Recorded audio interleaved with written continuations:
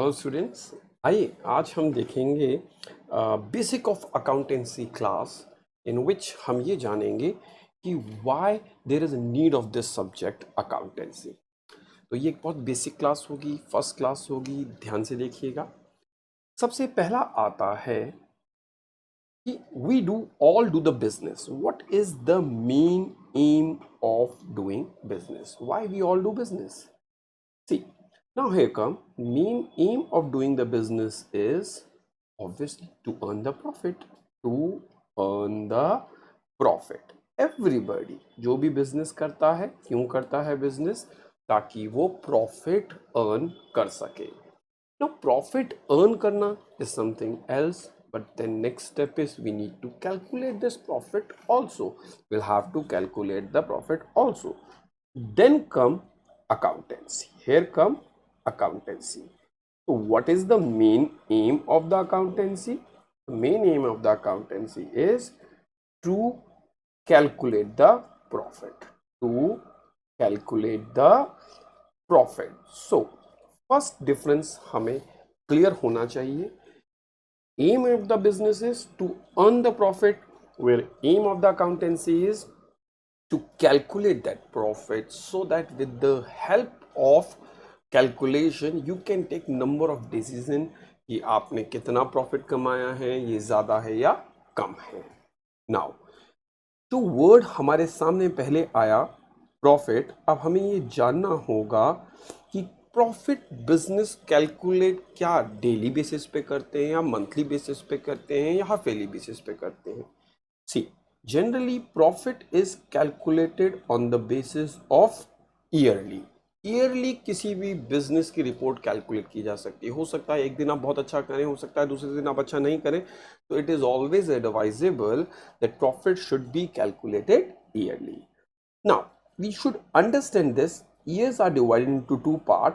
दो तरह के ईयर होते हैं. एक होता है calendar year. What is calendar year? We all know calendar year. Calendar year क्या? और एक होता है फाइनेंशियल ईयर. एक होता है फाइनेंशियल ईयर. देखिए कैलेंडर ईयर क्या होता है? कैलेंडर ईयर होता है 1 जैन से दिसंबर तक जो ईयर हम कैलकुलेट करते हैं, that is known as calendar year. Now what is financial year? Financial year is 1 April से 31 March. So now what is the difference? See student, the difference is generally the accounts are prepared according to the financial years. Accounts are prepared according to the financial year. So financial year means 1 April to 31 March. Generally government also take a tax according to that year. So it is upon the businessman, चाहे तो वो calendar year के according year follow करे या financial year follow करे, but in business it is always advisable to follow financial year. तो अभी तक हमने क्या जान लिया कि एक बिजनेस जिसका मेन एम होता है प्रॉफिट अर्न करना, और वो प्रॉफिट कैलकुलेट कौन करता है? अकाउंटेंसी.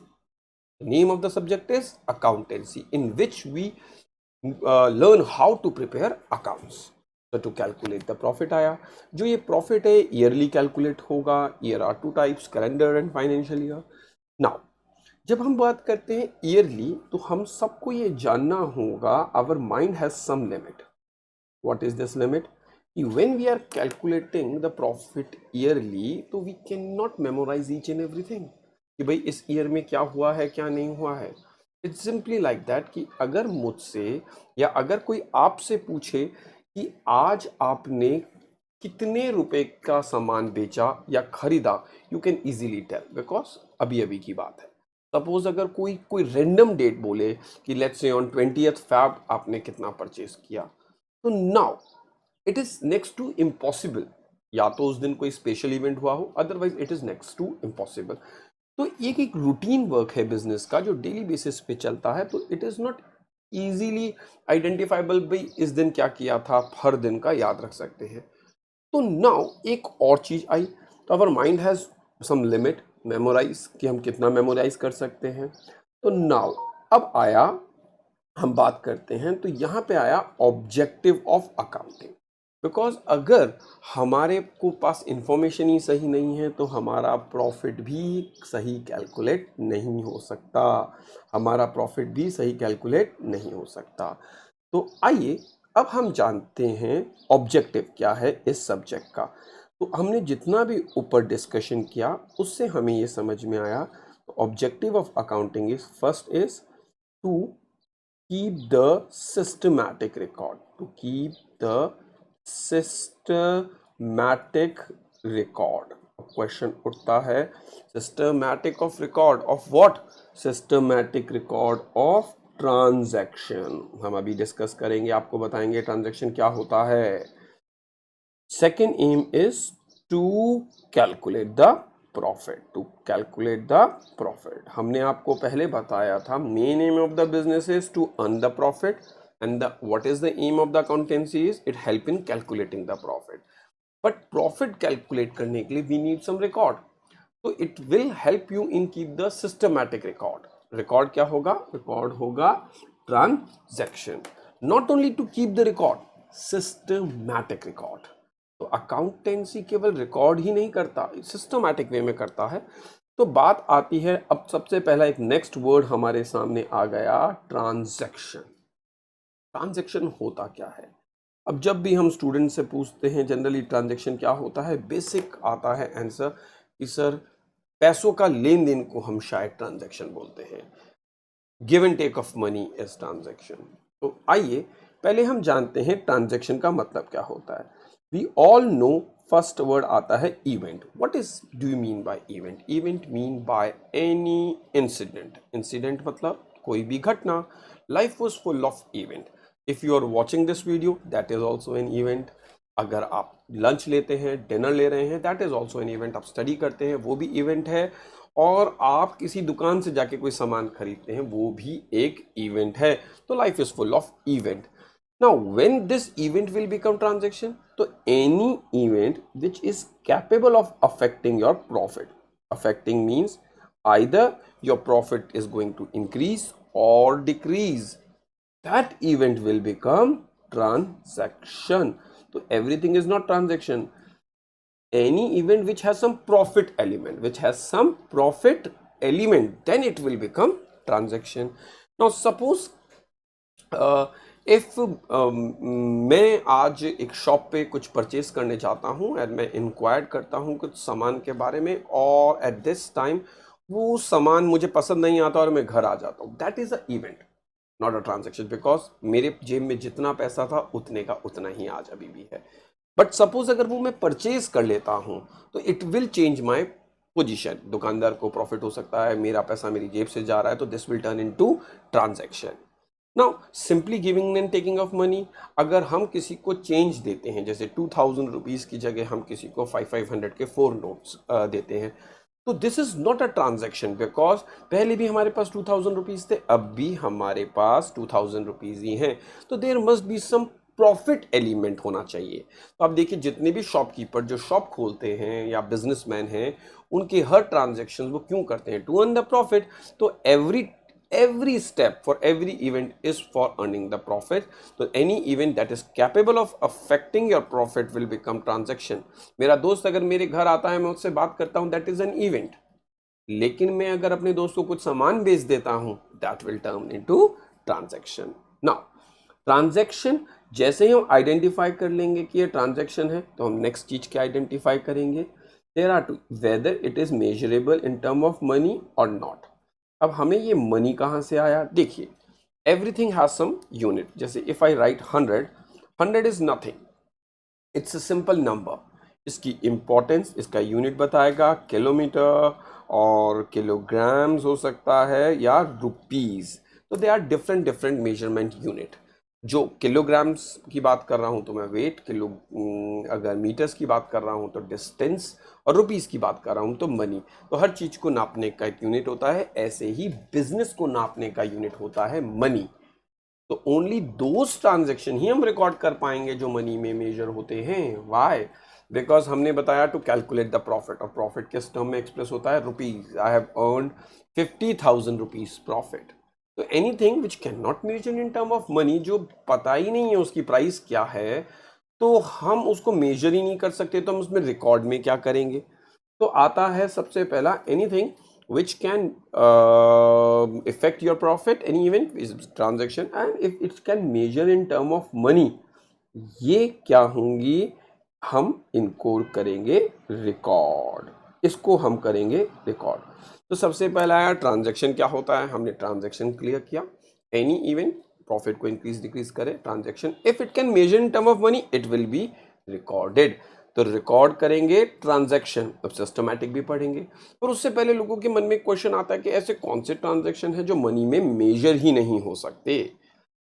देखिए, there are certain transactions, वो transaction तो हैं, they are affecting your business but it cannot measure in term of money. Like for example, suppose करिए हमारे business में अगर strike हो जाती है, this is an event, this event will affect your profit but you cannot measure in term of profit और मतलब money कि भाई ये कितने रुपए का loss है event। तो this is a transaction but if you cannot measure in term of money तो आप record कितने का करेंगे?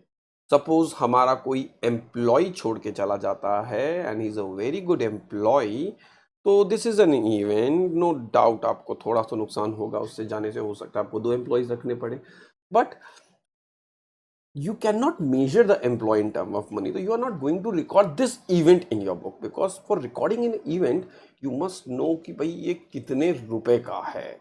तो अगर कोई चीज मेजर नहीं हो सकती तो वो रिकॉर्ड भी नहीं होगी। तो सबसे पहला anything which you can express in term of money is measurable. जैसे हम कॉपी लेके आए, एक रजिस्टर लेके आए, the amount of register is 100 rupees, that means we are measure in term of money. Anything if we have purchase a chair, chair अगर 500 रुपए की है तो again we have measure in term of money. Generally जब हमें कोई gift देता है तो हम we can not measure in term of money, because gift एक इमोशनल चीज के लिए दिया जाता है, तो दैट्स वाई हम उसे ट्रांजैक्शन नहीं मानते। तो सबसे पहले आया रिकॉर्ड। अब बात आती है रिकॉर्ड ऑफ ट्रांजैक्शन तो आ गया, ये सिस्टमैटिक कैसे होगा? तो देखिए, रिकॉर्ड का मतलब होता है हम जैसे ही हमें पता चल गया कि ये ट्रांजैक्शन है, हम इसे रिकॉर्ड कहाँ करेंगे? जिस बुक में हम रिकॉर्ड करते हैं उस बुक का नाम होता है जर्नल। देखिए क्या होता है journal? It can be any copy, जिसमें हम कैसे रिकॉर्ड करते हैं? Date wise. डेट वाइज मतलब हर दिन के हिसाब से। पहले आज अगर सपोज करिए कोई 1 तारीख है तो हम 1 तारीख का लिखेंगे, अगर सेकंड है तो सेकंड का होगा। ऐसा नहीं हो सकता पहले फर्स्ट आएगी फिर थर्ड फिर second, no, it will recorded as date wise. तो जो जो डेट पे जो जो हमारे ट्रांजैक्शन होंगे हम उन्हें रिकॉर्ड करेंगे डेट वाइज। तो दैट उस बुक को क्या बोलते हैं? उस बुक को बोलते हैं जर्नल बुक। ये कोई भी बिजनेसमैन बना सकता है, हम घर पर भी बनाते हैं। अगर हम घर पे हमारा डेली हिसाब लिखते हैं that will be known as journal. तो नाउ अब हम एक चीज का और ध्यान रखें कि we divide business into 2 part. कैसे? देखिए, बिजनेस को हमने कैटेगराइज किया, एक बिजनेस होता है स्मॉल और एक बिजनेस होता है बिग। 2 कैटेगरी दी। स्मॉल मतलब छोटा बिजनेस। अब जितना छोटा बिजनेस होगा उतने ही नंबर ऑफ ट्रांजैक्शन कम होंगे। क्या होगा? उतने ही नंबर ऑफ ट्रांजैक्शंस कम होंगे। तो अब एक बिजनेस है सपोज, उसमें एक दिन में 4 या 5 या मैक्सिमम 10 ट्रांजैक्शंस होते हैं, तो हम उसको स्मॉल बिजनेस मानते हैं। तो उनके लिए एक बुक सफिशिएंट है, दैट इज जर्नल, जो हमने ऊपर डिस्कस की थी। हम एक ही कॉपी बनाएंगे और उसमें सारे ट्रांजैक्शन, क्योंकि एक दिन में 10 ही ट्रांजैक्शन होते हैं, हर तरह के ट्रांजैक्शन उसी में रिकॉर्ड करेंगे, राइट? यही जैसे कि अब सपोज करिए छोटा सा बिजनेस है, हम किसी पर्सन के पास जाते हैं और पूछते हैं भैया कि हमने आपसे 20th अप्रैल को कुछ गुड्स परचेज किया था, कितने रुपए देने हैं? तो व्हाट ही विल डू, वो अपनी जर्नल बुक निकालेगा, 20th का पेज देखेगा, कितने ट्रांजैक्शन है? 10 ट्रांजैक्शन है। फटाफट इजीली वो आपको बता पाएगा। यही अगर बिग बिजनेस होता, अगर नंबर ऑफ ट्रांजैक्शन 100 200 या 300 होते तो बड़ा क्याओस हो जाता और गलती होने के चांसेस ज़्यादा होते। तो हम क्या करते हैं, इन बिग बिजनेस ये जो जर्नल बुक होती है, जिसे हम बोलते हैं, जिसमें सबसे पहले हम ट्रांजैक्शन रिकॉर्ड करते हैं, इसे कई लोग प्राइमरी बुक भी बोलते हैं। तो इस जर्नल के को हम क्या करते हैं, 8 पार्ट्स में डिवाइड कर देते हैं। 8 पार्ट्स में डिवाइड कर देते हैं, तो जर्नली, पर इसको 8 पार्ट में डिवाइड करेंगे। पहली बुक का नाम हम रखेंगे, देखिए आप, purchase book. What is purchase book? All the transaction related to purchase book will be recorded in, related to purchase will be recorded in purchase book. Second, sales book. Now all the transaction related to sales will be recorded in sales book. Third, purchase return. Now all the transaction related to purchase return. And fourth is sales return. तो हमने अभी आपके सामने 4 books लिखी। सी, अगर business small है तो ये सारे चारों ट्रांजैक्शन एक ही बुक में लिख सकते हैं जर्नल, क्योंकि ये कभी के बार होंगे। लेकिन अगर बिजनेस बिग है तो परचेज भी ज़्यादा क्वांटिटी में होगा, सेल्स भी ज़्यादा क्वांटिटी में होगा, और जब ज़्यादा क्वांटिटी में परचेज सेल्स होगा तो ऑब्वियसली है गुड्स डिफेक्टिव आएंगे, तो रिटर्न्स भी कई लोग हमें वापस करके जाएंगे, हम भी ये गुड्स किसको वापस करेंगे, जिनसे हमने परचेज किया है। तो परचेज रिटर्न और सेल्स रिटर्न एक नॉर्मल फिनोमिना है। तो मीन्स हम इनकी अलग अलग बुक बनाएंगे ताकि जब मुझे ट्रांजैक्शन चाहिए वो सिस्टमैटिकली ईजीली मिल जाए। ये तो हुई 4, पर हमने कहा था 8 पार्ट्स में डिवाइड करेंगे। तो 5th बुक कौन सी हुई? Cash book. इसमें सारे कैश रिलेटेड इंफॉर्मेशन आएगी कि आज कितना कैश आया है, कितना कैश गया है, और कितना बैलेंस मेरे पास पड़ा है। Then there is one book bills receivable. Now what is bills receivable? देखिए, हम बिजनेस में केवल गुड्स कैश में ही नहीं खरीदते, हम क्रेडिट में भी खरीदते हैं। हमें कई लोगों से पैसे लेने होते हैं क्योंकि वो हमें बोल के गए होते हैं कि बाद में देंगे। तो जिन जिन से पैसे लेने हैं, रिसीवेबल है, वो हम बिल रिसीवेबल में लिखेंगे। ऐसे ही हमें भी कईयों को पैसे देने होंगे, उन्हें हम बिल्स पेबल में लिखेंगे। और लास्ट बुक आती है व्हाट? Journal proper. कौन सी बुक आती है? Journal proper. राइट। तो अब क्या होगा? What is journal proper? देखिए, ऐसे तो बिजनेस में बहुत सारे ट्रांजेक्शन्स हैं, तो हर ट्रांजेक्शन के लिए बुक अलग बुक तो नहीं बन सकती। तो जनरली जो रिपीटेटिव ट्रांजेक्शन होते हैं like purchase sales regular basis पे होती है, परचेज रिटर्न सेल्स रिटर्न भी रेगुलर बेसिस पे होती है। कैश बुक ऑब्वियस सी बात है, जो रोज आएगा जाएगा। बिल रिसीवेबल बिजनेस है, पैसा लेना होगा, पैसा देना होगा। तो इसके अलावा और भी कोई भी ट्रांजेक्शन है वो रेगुलर बेसिस पे नहीं होते, उनको हम रिकॉर्ड करते हैं जर्नल प्रॉपर में। तो journal proper is known as a miscellaneous book, जैसे जिसमें अब जो ट्रांजैक्शन को इन 7 बुक में जगह नहीं मिल रही, वो कहाँ जाएंगे? Journal proper. और अगर आपका बिजनेस स्मॉल है तो आप ये ही सारे ट्रांजैक्शन एक बुक में लिख लेंगे जर्नल, और अगर बिजनेस है तो उसको कहाँ रिकॉर्ड कर लेंगे? 8 टाइप्स ऑफ बुक के अंदर। तो अब अगर हम हमारे इस चीज को पढ़ें, तो what is the main aim of the business? To keep the systematic record of transaction. Now, not only record the transaction, systematic. We have seen 8 part of divide into 8 part the journal. That is also known as subsidiary book. Now, और transaction हम सीख चुके हैं, any event that is capable of affecting your profit will become transaction, and if it is measurable term of money, then it will be recorded. Now, तो what is the measurement unit of business? Money is the measurement unit of the money. तो ये थी हमारी basic class, एक part A video. अब part B video में हम to calculate the profit भी देखेंगे, क्योंकि हमने 2 ऑब्जेक्टिव इसमें मेनली सीखे हैं अकाउंटेंसी पढ़ने के एंड तक, जो आपको समझ में आएंगे। यू विल बी नो, जो भी अकाउंटेंसी पढ़ेगा, he can keep the systematic record of transaction and he और she can also calculate the profit. तो यहाँ तक आज हम हमारी क्लास रखेंगे। आई होप आपको ये लेक्चर समझ में आया होगा। अभी के लिए इतना ही। Thank you very much.